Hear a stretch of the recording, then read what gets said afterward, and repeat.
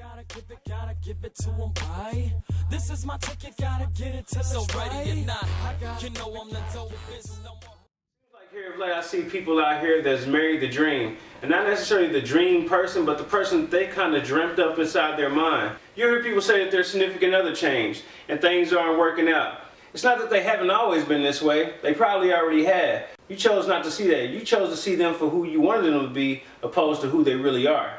Then you got people who know that they're marrying the dream. They married the dream, but they won't walk away from it because they value other people's perception rather than their own. You have to live your life for you and not for what your family and friends want or what they will say negative regarding your love or your relationship. You got to be strong enough to push past the whispers. Also, don't marry somebody to change your current situation. You'll see people out here that are either at a certain age and they feel like they got to get married, or they're living with their parents or with their friends. So they're trying to get away from that situation and move themselves into another situation, and they're marrying somebody under false pretenses.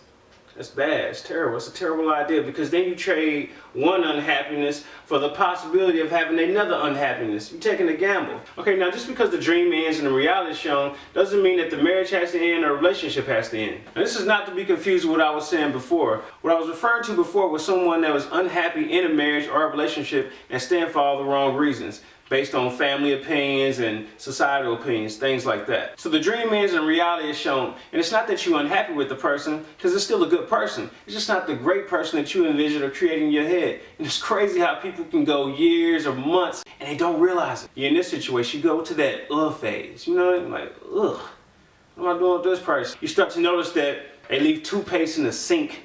And do people still wash drawers in the sink?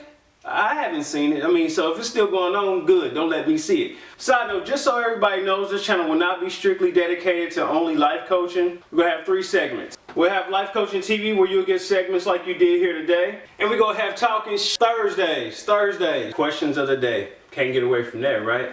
So in the end, man, don't find yourself marrying the dream and staying with the dream if you're unhappy.